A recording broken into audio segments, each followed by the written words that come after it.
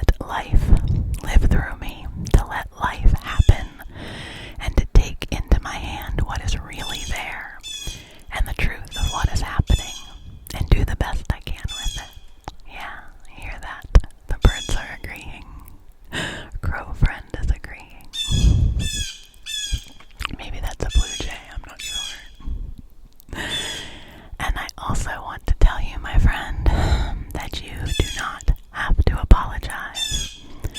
This is a huge one for me, okay? This is a huge one for me. That you do not have to apologize. You do not have to apologize for being yourself. I have a tendency to apologize for everything.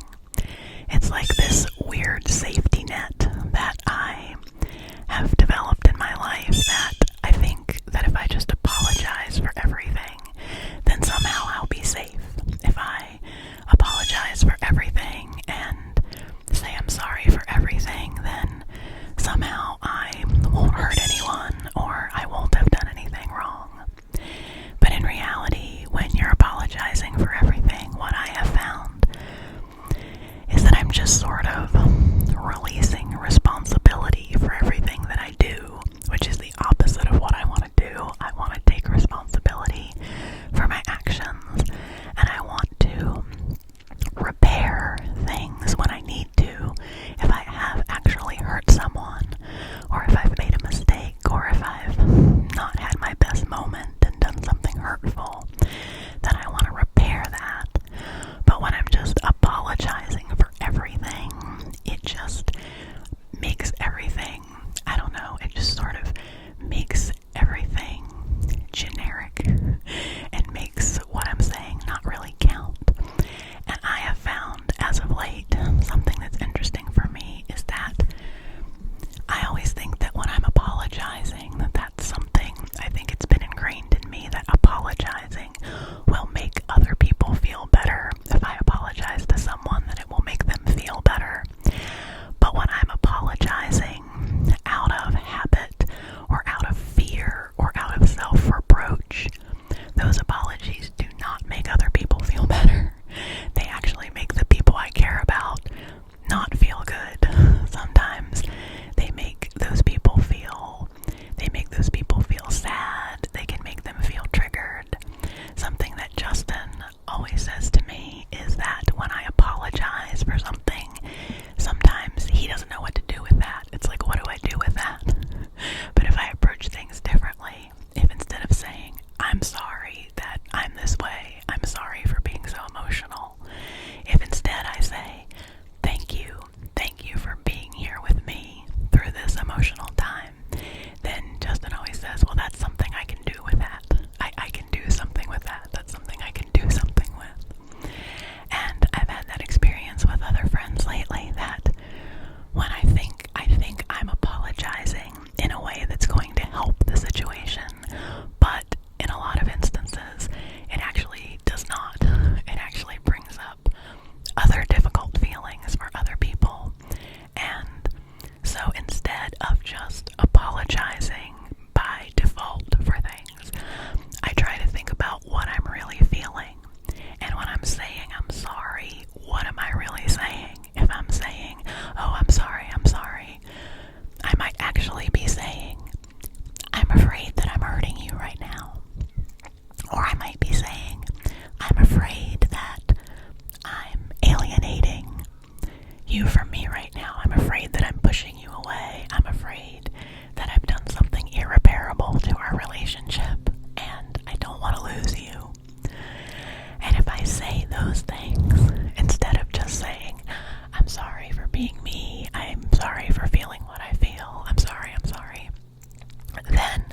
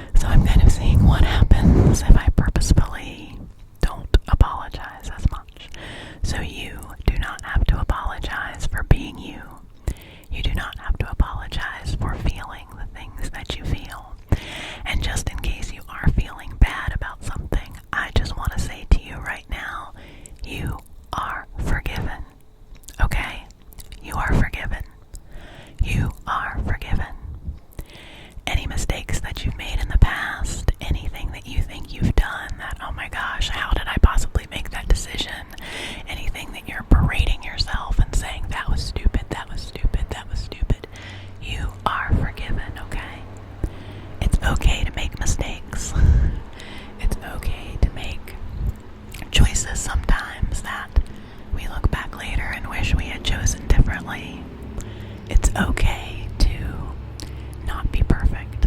I think that's the main thing I'm trying to say here. It's okay to not be perfect. It's okay to be a human who stumbles along and is messy and sometimes doesn't know what they're doing. It's okay to be a messy human being. That's something that we say with our good friends all the time, is that we're here for all of it, including the messy parts. We're here for the messy parts of being human. And if we're really going to have real, genuine, authentic, vulnerable relationships with people, then we have to be here for the messy parts, as well as the parts that are very, I'm holding this sideways. We have to be here for the messy parts. We have to be here for the parts that are not polished and perfect. We have to be here for the figuring it out parts, for the messy middle, for the stumbling and the bumbling and the messing it up and the making mistakes and the trying again. All of those things are part of being human. So it's okay for you to be messy, okay? It's okay for you to have emotions. It's okay for you to feel things that feel really strong. It's okay for you to feel things that you maybe don't want to feel. The wonderful thing about feelings is that they ebb and flow in our bodies. So if you are feeling something right now, chances are that feeling will change. And not to say it'll suddenly change to being a perfectly wonderful, pleasant feeling if you're not feeling very good right now. But if you pay attention to those changes, to those feelings, there will be subtle changes and subtle shifts to the way you're feeling. And if you can tune into those, that can help you to see that everything is not just always the same. That's something that I get into sometimes, is this feeling of like, oh, nothing will ever change, nothing will ever get better, this thing that I'm stuck on will just be this way forever. And that's not true. Things are always changing. Life is always changing. Things are always evolving all around us. And again, if we can have that open palm, that open hand to life, then we can see those things. We can see those things as they're evolving and see those subtle changes. And that can be a big help, I think. And also, friends, I don't know what I'm doing. I'm not some kind of a guru here. I'm not some kind of spiritual guide or person who knows all the answers. These are just the things that I know that it helps me to hear. It helps me to hear that I am lovable and that I am good and that I am doing the very best I can. So I want to say that to you. You are lovable and you are a good and valuable person, and you are doing the very best that you can, and you are worthy of love. There is love all around you, and it's okay to trust in that. It's okay to have trust in life. It's okay to trust your own decisions and your own intuition about things. It's okay to trust in love. It's okay to do that. It's okay to give yourself the love that you need. It's okay to open up your own heart. Open up your own heart and give yourself love. It's okay